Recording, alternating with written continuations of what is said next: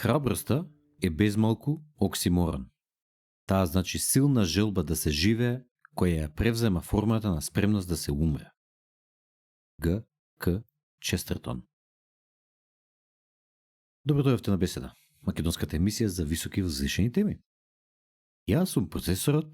Јас сум свештеникот. И денеска дискутираме за волјата. За волја на вистината. И интересното е што тоа има многу голема вистина во себе си, кога ќе кажеме за волја на вистината, понизноста, и како понизноста е практично да се биде поблиску до вистината и да се биде поприземен. Епа, волјата е почиста и посилна колку сте поприземени, драги наши следачи, и токму и на тоа сакаме да дискутираме денес.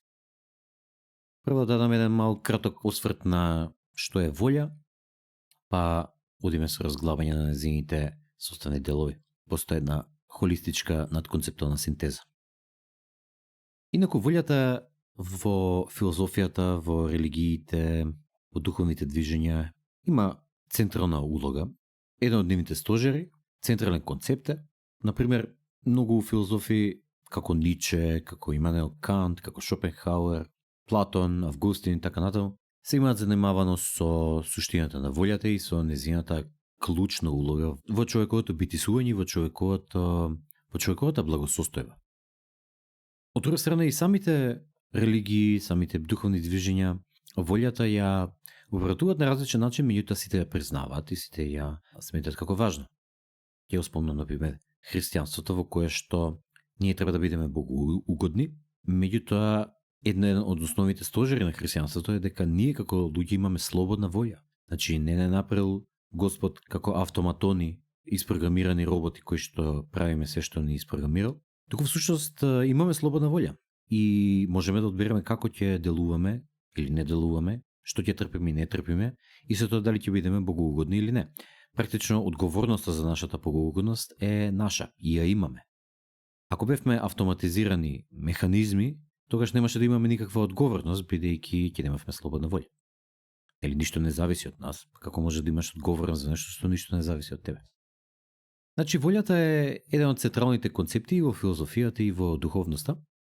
Таа во својата основа е способност за избирање, одлучување, постапување и стремеш кон нешто. Меѓутоа, мене многу ми се допаѓа концепцијата на Ниче за волјата. Според него таа е основната движечка сила на животот и се одразува во творењето, во надминувањето на собствените граници, себеподобрувањето и особено афирмација на постоењето. Ниче иде со еден вид на антипод на некои филозофски движења кои што кажуваат дека ништо не зависи од нас и дека се е стихија и дека треба да се оди со, не знам, понизност, себеоткажување, само жртва и така натаму. Според него, напротив, треба да ја афирмираме нашата волја за живот, волја за моќ и да постанеме супер човек преку тоа што самите себе си ќе се само создадеме, накратко раскажано. И некој би рекол, епа сега свештеничи и процесоре, вие од една страна се застапувате за понизност, за саможртва, за служење, кои што се наизглед антипод на концепцијата на Ниче, за себе реализирање, за себе афирмирање, меѓутоа тоа е наизглед така, и ако погледнеме од надконцептуална перспектива, ќе увидите дека и двете се едното и исто нешто. Впрочем, и тоа сакаме и да го раскажеме денеска, да се обидеме да ви го предочиме. Накратко, значи, волјата е основната движечка сила на животот, се остварува во сите живи ентитети, живиот свет, според мене и во неживиот свет. Тука може да имаме и некоја дебата со свештеникот, ќе видиме. Меѓутоа, волјата е она еден вид на нагон за да се биде, да се постои и да се остварат своите желби или она што сме. Нашата суштина од абстракција да ја претвориме во конкретно нешто. Ете, тоа е мојот вовед за волјата, а сега му давам збор на нашиот драг и премил свештеник.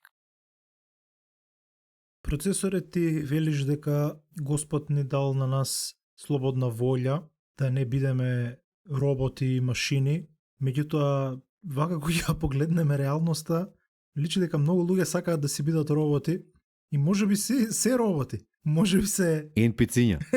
NPC-ња, non-playable characters, кои што не сакаат многу да мислат, не сакаат многу да се замараат со деново проникнување на реалноста, туку сакаат на тањер сервирано на послужавник да сркаат супата која што некој друг им ја подготвил. И тие луѓе се нешто подобри од машините, кои што исто така им ги програмираш како треба да работат и они си работат така и не сакаат многу да прават грешки во програмот. Сакаат све да биде убаво и меко. И се борат со оној кој што пробува да ја замеша водата, бидејќи тој е непријател. Непријател на нивната механизација. Ние зборуваме за волја како некој мотиватор, како некоја способност да делуваш и да постоиш од еден свој аспект, и тука е оној термин слободна волја. Всушност, што е волјата во концептот на слободна волја? Волјата е одредено поле на или одредена точка од која што произлегува твојата способност да правиш нешто. Способноста. Меѓутоа постои друг концепт. Ние треба да снимиме целосно посебна епизода за дали постои слободна волја. Мислам дека тоа е многу интересна тема и тука исто така би дебатирале. Во однос на волјата како концепт, можеме да ја гледаме и од еден друг агол. Можеме да ја гледаме како издржливост. Повторно има допирни точки со овој првиот концепт на волја како способност за како движечка сила. Меѓутоа, во концепт на издржливост, таа е една способност да се остане верен на некоја одлука, дури кога ќе исчезне чувството на верност, дури кога ќе стане тешко, кога ќе стане проблематично, еден вид да стиснеш заби или да бидеш истраен, како вид на истраеност во која ти не се откажуваш. И мислам дека можеме да збориме за двата концепта на волја. Во однос на овој првиот концепт ти даде многу добар вовед, за што е тоа волја, за какви аспекти завзема. Во однос на оваа другата, јас ќе кажам дека волјата, како што кажав, е способност да се остане верен, способност да се продолжи кога е тешко, да не се напушти патот кога ќе биде тешко, кога ќе се сретнеме со првата пречка. И едноставно таа е еден спроводник на нашата визија, која што ја имаме, на нашиот потенцијал, бидејќи ако немаме волја, ако немаме истрајност, се што ние сме наумиле, се што лежи во нас како креативност, како визија, не може да го победи оној отпор кој што го дава животот, кој што го дава реалноста и да се манифестира. Се што се манифестирало на светот буквално се што се манифестирало барало истрајност, барало волја, и заради тоа јас сметам дека таа е многу важен аспект во човечкото постоење како вредност. И стоиците многу зборуваат за таа волја, за таа издржливост, поготово како беше Брајан Трейси или беше авторот на Пречката е патот?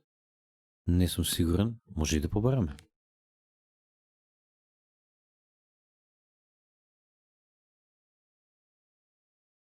По пребарување кажува дека Рајан Холидеј бил авторот. Рајан Холидеј, да, моја грешка. Меѓутоа во неговата книга, која што е многу популарна книга за стоицизмот, голем дел од опишување на стоицизмот е таа издржливост, таа способност да не попуштиш кога ќе биде тешкото.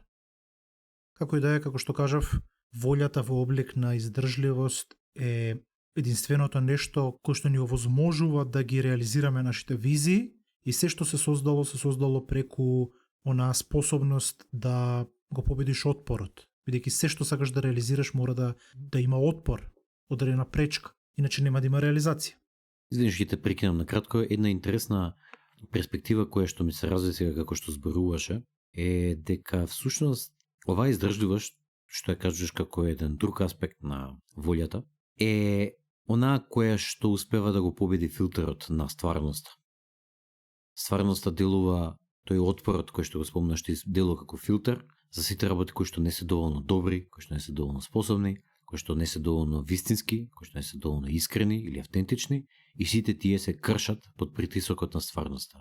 А оние кои што се доволно такви, го издржуваат тој притисок на крајот. И ова всушност е оној еден вид на принцип на филтрирање на вредното од невредното, на способното од неспособното, и така всушност се делува и самата еволуција која ќе видиме.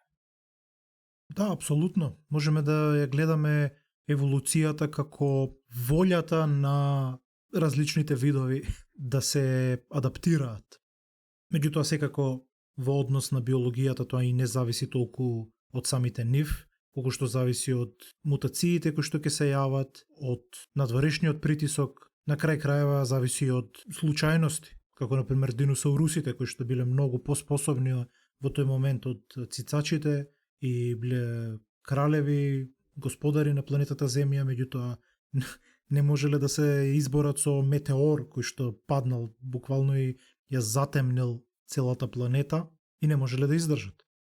Значи тоа не зависи од нивната сила, нивната волја, да речеме, туку зависи од виша сила или шанса.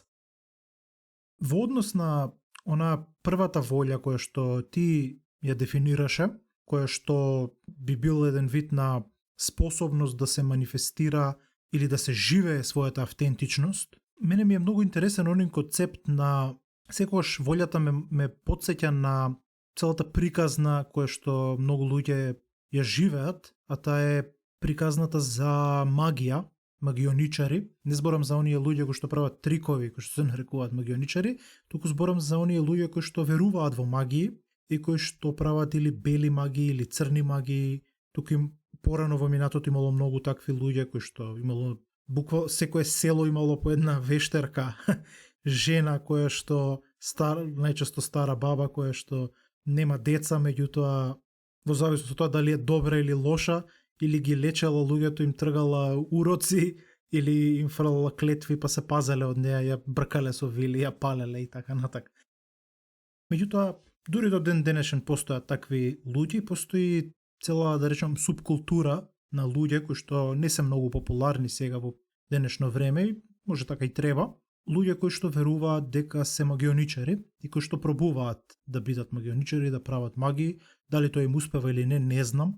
Јас не сум видел некој да му успее пред мене, иако сум видел чуда, меѓутоа не од луѓе кои што се нарекувале себе си магионичари. Исто така тука ќе се надоврзам со она што го кажуваше ти за Ниче, кој што бил еден од темелите за развивање на светогледот на Алистер Кроули, кој што себе си се нарекувал како магионичар, и оние следбеници кои што до ден денес го следат и се нарекуваат себе си црни магионичари или следбеници на левата рака. И тие својата магија, своите способности ги врзуваат со способност да создадеш пари, да создадеш материјални некои богатства или некој физички изглед или некое знаење или да натераш некој да се заљуби во тебе и така натака, и најчесто тие веруваат дека комуницираат со демони и дека прават договори со нив за одредени договори со својата душа или не знам точно. Некогаш и не прават договори, туку демоните сами кога ги се повикани им ги овозможуваат, им кажуваат информации или им даваат мок и така натака. И тие самите си признаваат дека тие се себични луѓе и го едноставно се грижат само за сега. Некои од нив го мразат доброто, го мразат Бог. Меѓутоа не и доброто. Сметаат дека доброто е она што мене ми е волја. Тоа што е мојата волја, тоа што е мојата желба, тоа е доброто. Од друга страна постојат оние бели магионичари, кои што се исто така поделени на различни, да речем, аспекти, кои што не се караат меѓу себе, меѓутоа се различни. Некои од нив се оние херметисти, кои што се заинтересирани за магии во однос на развивање на својата свест, во однос на заштита од црни магии и така натака. Постојат магионичари кои што, како оние често што ги гледаме на Балканот, оние што лечат, што тргаат уроци или не знам, многу нив се измамници секако, можеби и сите, и такви некои кои што биоенергетичари и така натака, тие се сметаат дека се бели магионичари. И на крај постојат и еден тип на магионичари кои што сакаат својата свест да ја пренесат во сонцето или во некое сонце, некоја звезда, и веруваат дека после нивната смрт, ако се доволно способни нивната свест ќе се вгнезди во некое сонце и ти ќе продолжат да живеат како сонца. Зошто го кажувам се ова? Бидејќи целата финта на магијата и на црневи и на белите магионичари се базира околу волјата. И они сметаат дека најважно нешто што човек може да го има или силата на еден човек лежи во неговата волја. Тоа е колку силно верува во нешто, колку силно е убеден во тоа нешто и колку повеќе е спремен да жртвува или да жртвува можеби, тоа е најдобар збор, за да го постигне тоа што сака да го постигне. Значи, неговата волја е всушност неговата психичка сила. И во овој контекст можеме да ги споиме двата концепта за волја, и оној концепт на психичка сила, меѓутоа и оној концепт на издржливост, бидејќи на ова поле тие се едно исто. Всушност, волјата како издржливост е баш тоа, да успееш да го манифестираш она што го сакаш, без да подклекнеш на притисоците или отпорот кој што ти го дава реалноста. Бидејќи што е всушност создавање, што е всушност правење на што и да е, некоја активност. Тоа е манифестирање на некоја своја идеја. Без разлика што сакаш да направиш, дали сакаш да изградиш зграда, или сакаш да создадеш деца, или сакаш да снимиш подкаст, што и да сакаш да направиш, ти всушност ја притиснуваш својата визија врз реалност и создаваш нешто што во реалноста не постои. Значи не постоело веќе зграда, меѓутоа ти сакаш да ја изградиш таа зграда. Значи сакаш да манифестираш нешто. И за да го направиш тоа, реалноста ќе ти даде отпор. Ќе ти рече, добро, потруди се, направи, јас ќе ти давам отпор. Треба да купиш цигли, треба да купиш материјал, да најдеш работници, дозволи, ова, она, и да ја изградиш. Да се бориш со гравитацијата и да ја создадеш таа зграда, да ја изградиш. Ако си ти доволно упорен, доволно спремен, ќе ја изградиш. Ако не си, нема да ја изградиш. Меѓутоа, ако твојата волја е посилна од отпорот кој што ти го дава реалноста, без разлика колку време е потребно, ти ќе го создадеш оно што сакаш да го направиш. И во овој аспект, волјата е баш тоа. Волјата е внатрешната сила која што човек ја има за да направи нешто, за да ја манифестира својата автентичност. Всушност можеме дури да кажеме, еве вака како што зборувам, можеме да кажеме дека волја е сила на автентичност. Тоа би рекол ти за тоа, процесор? Па свештениче, јас би рекол дека можеби за дел од тие црните магионичари, можеби не се согласувам за тие другите аспекти на нивните способности, меѓутоа можеби имаат надпросечна способност да лачат меланин на кожата и заради тоа се црни магионичари.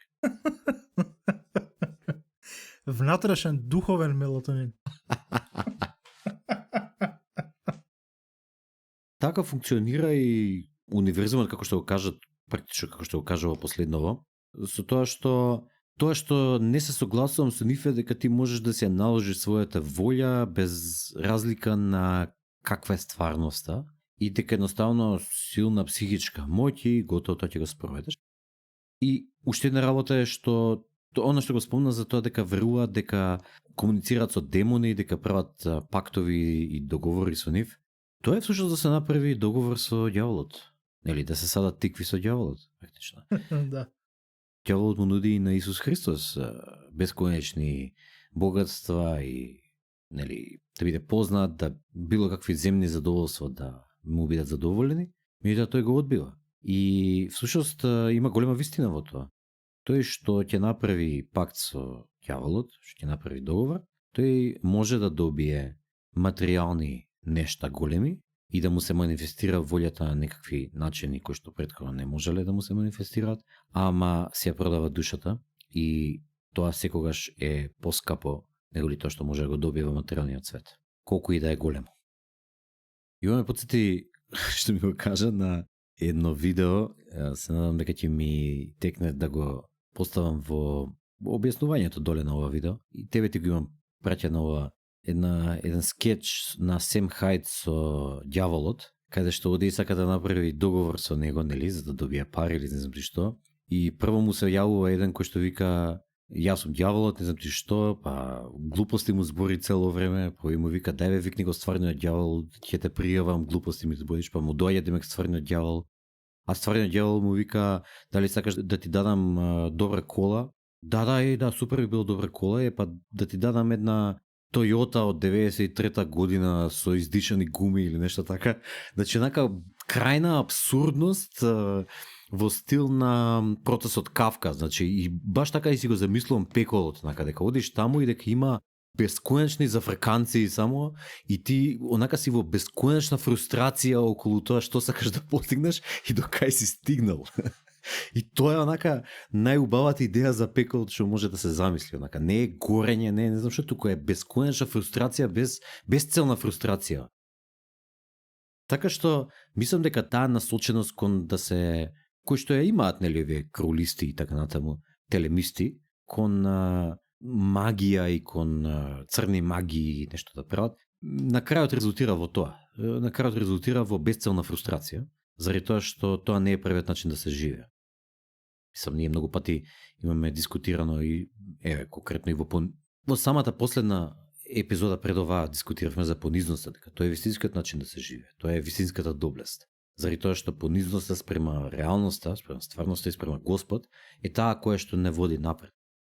Кога ти успееш да се намалиш себе си своето его и да ја прифатиш хармонијата на животот, тогаш добиваш вистинска шанса да си оствариш волјата, а не кога на сила се обидуваш да си ја спроведеш.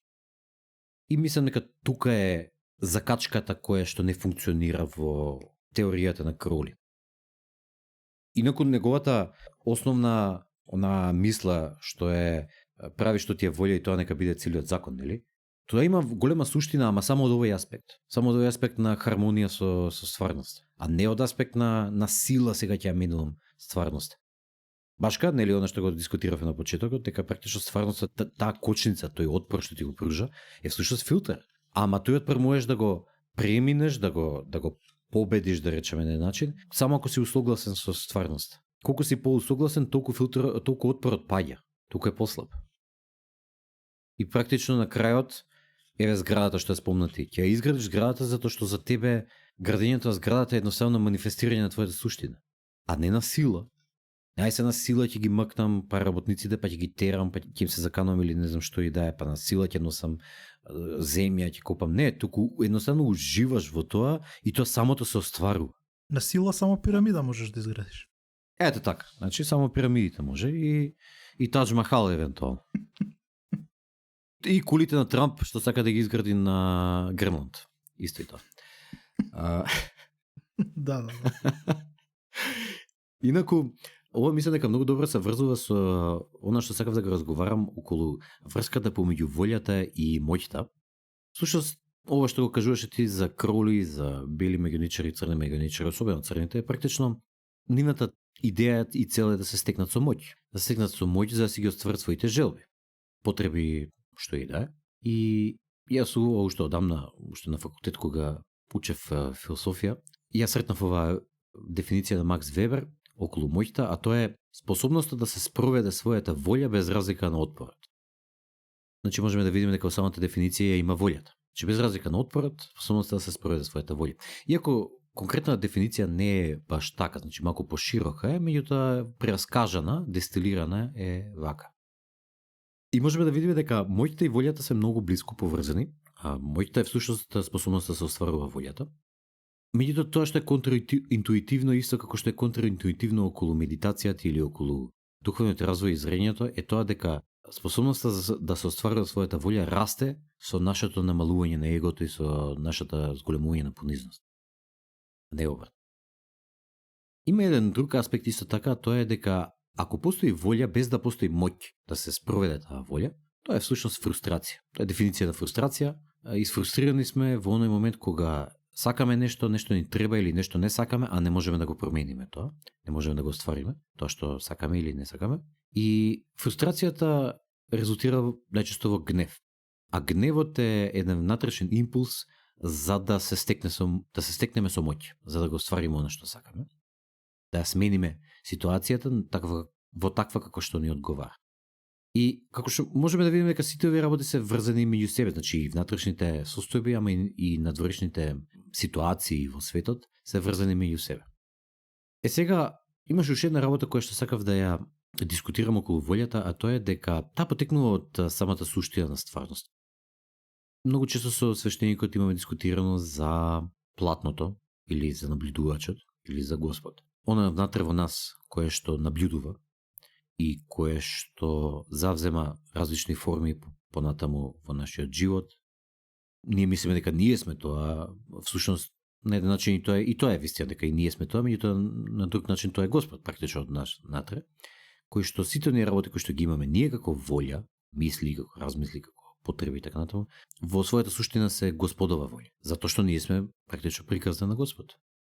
И во онаа моја поделба на личноста, каде што ја поделив личноста на 4 слоја или нивоа, а тоа се дух, физика, емоција и рацио, волјата практично онаа Господова основна волја почнува од духот. Таму е најчиста, но најнеодредена. Нема форма, едноставно е обедината, чиста волја без форма. Меѓутоа, како што волјата понатаму навлегува во повисоките нивоа или пониски, зависи од кај гледаме, например, прво во физиката, па во емоцијата, па во рацијата, волјата станува се поодредена, со се поодредена форма и пософистицирана форма. Ама заради тоа се расплинува на многу по-конкретни, различни делчиња и заради тоа станува се послаба и поразединета. Значи, лекцијата која што може да се извлече од тоа е дека за еден човек да биде хармоничен, да биде чист и да има силна волја, во неговата суштина е да си ги усклади сите овие нивоа на личноста.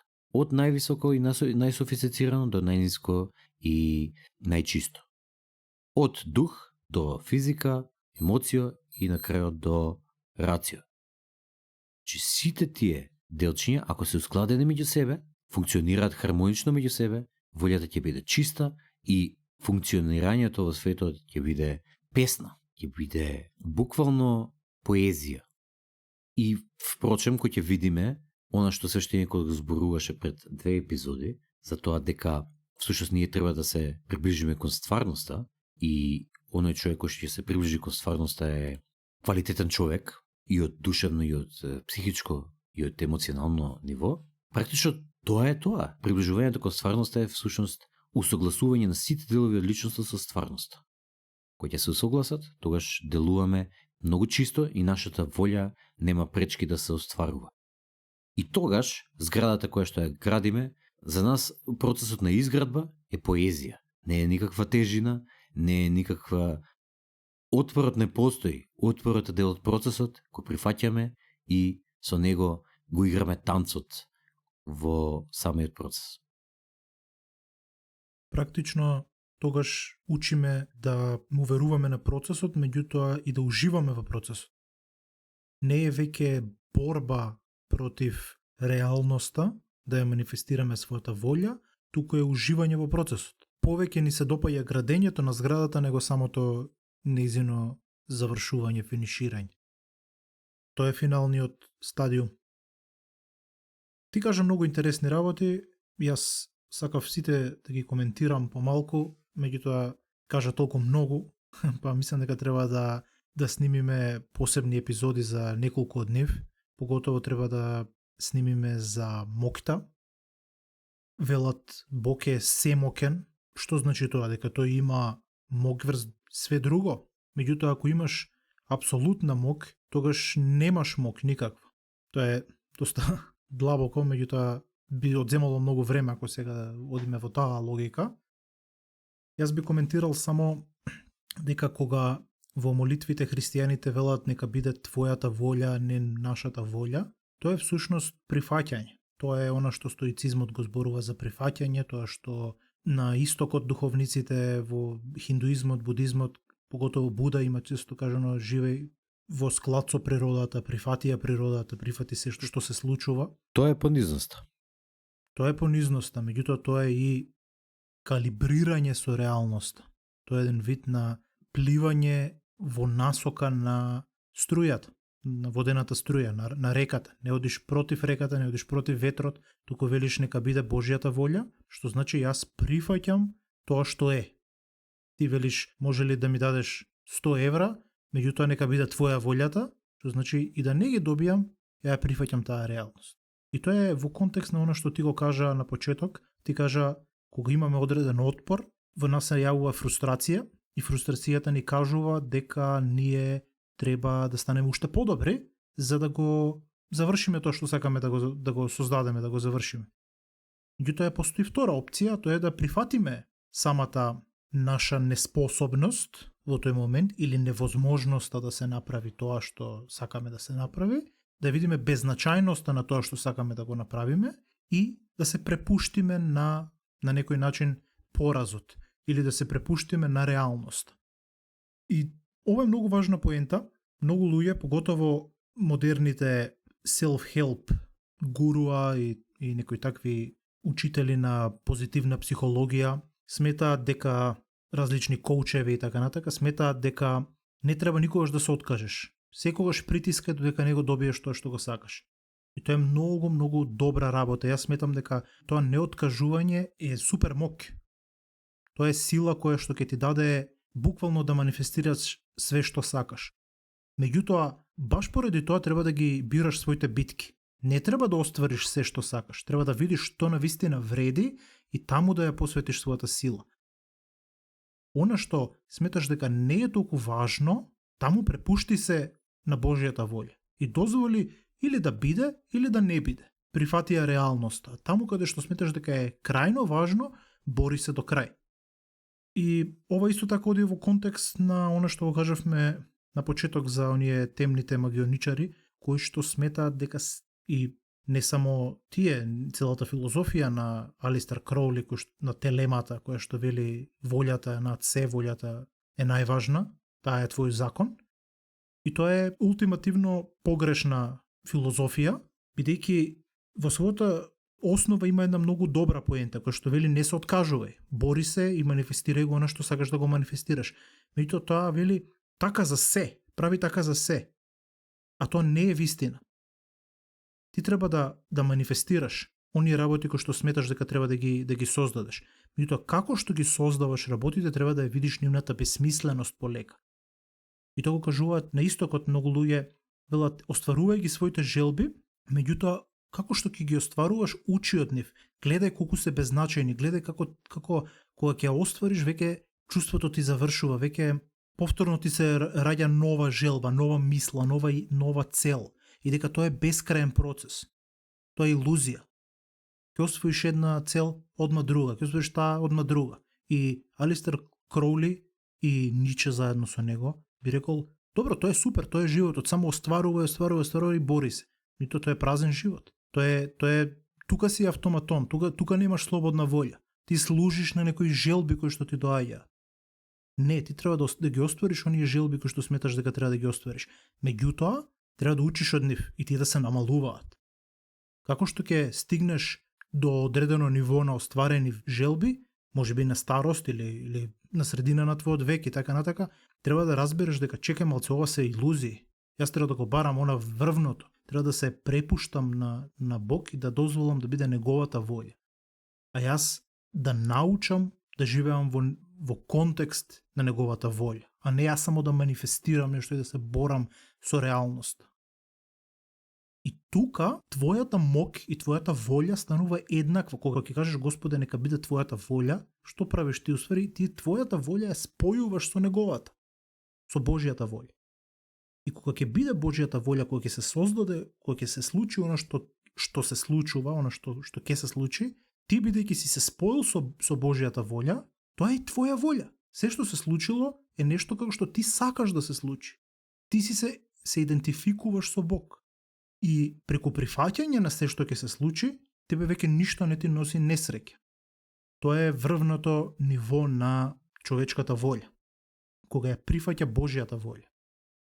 А на пониско ниво таа се бори со неизе. И треба да се бори се додека не свати дека неговата борба е бесмислена. Кога ќе свати дека е бесмислена, тогаш веќе не се бори. А таа борба треба да се намалува со текот на времето. Значи, како што ги остваруваш своите важни цели во животот, треба да има помалку цели, а не само да се трупаат нови цели бескрајно. Туку имаш одредени цели, ги остваруваш и веќе се намалуваат целите, веќе прекинуваат. Кога ќе стигнеш на старост или кога ќе стигнеш одредена возраст, веќе треба да речеш, окей, направив што направив, завршив со се што сакав да завршам овој живот, доволно е, сега ќе се препуштам на Бог. Сега нека биде Божјата волја бескрајна.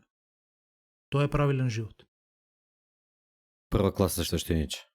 Чи ќе те плаќам за да ми зборуваш вака милно на овца. АСМР. Вакви вистини да ми кажеш. АСМР свештеникот. Инаку, оној цитатот што го прочитав на почетокот од Честертон, практично јас прочитав само еден дел од него и сега би сакал да го прочитам целиот. Мислам дека многу добро ќе се поклопи со ова што го кажа. Вика вака: храброста е безмалку оксиморон. Таа значи силна желба да се живее, која ја превзема формата на спремност да се умре. Тој што ќе го изгуби својот живот, истиот и ќе го спаси. Не е парче мистицизам наменет за светци и за јунаци. Тоа е парче секојдневен совет за морепловци или планинари. Истото може да е штампано во водич за планинарење или во книга за тренирање. Единствениот начин како да избегаш од смртта е постојано да газиш еден палец до неа. Ако сакаш да живееш, при тоа мислам на вистина да живееш, мораш да го посакуваш животот како вода и да се опиваш од смртта како од вино. Честертон. Волјата е дел од оние двојности, односно дуалитети, кои што надконцептуално колабираат во самата суштина на живењето. Добро кажано. Тоа е тоа што се обидуваме да го пренесеме тука. Нашите зборови се ограничени, меѓутоа се обидуваме да ги искажеме нашите откровенија кои што досега ги имаме стекнато низ овој краток живот. Двата аспекта на волјата што ги кажа ти, практично се истиот, како што и претходно кажавме. И повторно тоа е еден дуалитет кој што се спојува во суштина. Чистото живење, понизното живење, служењето, особено кон некаков идеал, е она кое што и овозможува нашата волја да биде чиста, да биде автентична, да биде неспречена, да ја претвори самата пречка во пат и на крајот да се оствари на великански начин. И тоа е правиот начин на кој што треба да постапуваме. Ова е барем моето откровение, а мислам и дека и самиот свештеник се согласува со мене. И ова мислам дека е многу добра точка да завршиме тука. Јас немам што повеќе да кажам за волјата. Мислам, има многу детали и работи кои што може да се разматрат, меѓутоа да ги оставиме за некоја следна епизода. И секако да снимиме уште епизоди за различните аспекти кои што ги спомнавме денеска, како моќта или магијата. Ето, имаме уште теми за снимање, така ли свештениче? Да, мислам дека оваа епизода отвори многу теми кои што планиравме да ги снимиме, меѓутоа тука е една точка каде што се вкрстуваат. Тоа е моќта, тоа е слободната волја. Исто така не зборувавме дали волја имаат сите системи или немаат, она што би не донело до една убава дебата, меѓутоа тоа се може да бидат посебни епизоди. Да, точно. Тука би влегле дали системите за вештинска интелигенција или организациите или системите или процесите или колективите имаат волја и така натаму. Планините, екосистемите, сончевите системи, звездените системи и така натаму. Затоа ќе оставиме да разговараме во некоја следна епизода, затоа тоа се многу широки теми. Накратко едно сиже, денеска разговаравме за волјата. Практично разговаравме за два главни, меѓутоа и повеќе аспекти на волјата. Едниот е волјата како основна движечка сила на животот, творење на одминување, афирмација на постоењето, а другиот беше еден вид на издржливост во однос на отпорот кој што го пружа стварноста.